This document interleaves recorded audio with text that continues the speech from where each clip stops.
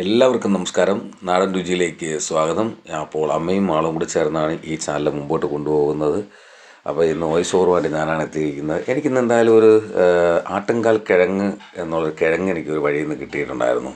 ഇത് മുമ്പും ഞാൻ സൂപ്പ് കഴിച്ച് റെഡിയാക്കിയിട്ട് കഴിച്ചിട്ടുണ്ട്.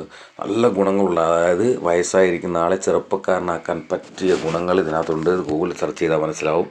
ഇത് ആട്ടിൻ്റെ കാലിൻ്റെ മോഡലിലാണ് ആ ഒരു കിഴങ്ങിന് ആ ഒരു രോമങ്ങളൊക്കെ ഉണ്ട് ഇതിനകത്ത്. അതെല്ലാം പറിച്ച് കളയുക എന്ന് പറയുന്ന ഒരു ശ്രമകരമായ ജോലിയാണ്.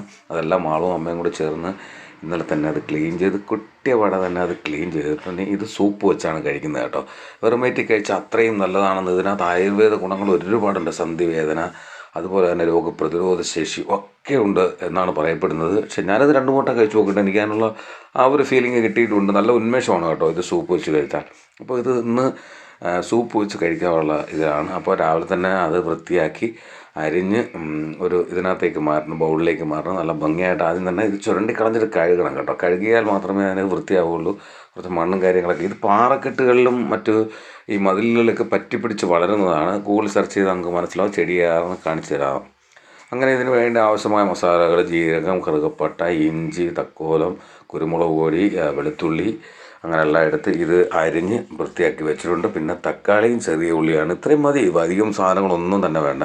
ഇത് നേരെ കുക്കറിലേക്ക് ഇട്ട് നന്നായിട്ട് തിളപ്പിക്കുക. വലിയ തോനെയും വെള്ളം വെച്ചിട്ട് നന്നായിട്ട് ഇതെല്ലാം ചേർത്തുകൊണ്ട് എണ്ണയൊന്നും ചേർക്കണ്ട, തിളപ്പിച്ച് അവസാനം ഇതിൻ്റെ മുകളിലേക്ക് കുറച്ച് മല്ലിയിലയും കൂടെ ഇട്ട് കൊടുത്തു കഴിഞ്ഞാൽ നല്ല ടേസ്റ്റാണ്. ഇത് തിളയ്ക്കുമ്പോൾ തന്നെ ഉണ്ടാകുന്ന ഒരു ടേസ്റ്റിന് മണമുണ്ടല്ലോ, ആട്ടുസൂപ്പിൻ്റെ മണമാണ്.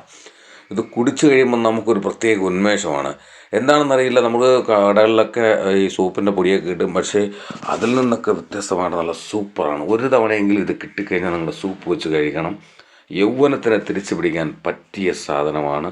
അപ്പോൾ നാടൻ രുചി ആസ്വദിച്ചു കൊണ്ടിരിക്കുന്ന മുഴുവൻ പേർക്കും ഒരിക്കൽ കൂടി നന്ദി അറിയിച്ചുകൊണ്ട് നമ്മുടെ ഈ ചാനൽ ഒന്ന് സബ്സ്ക്രൈബ് ചെയ്ത് മുന്നോട്ടും തള്ളിവിടുന്ന ജോലി നിങ്ങളുടെയാണ്. അപ്പോൾ ഓക്കെ.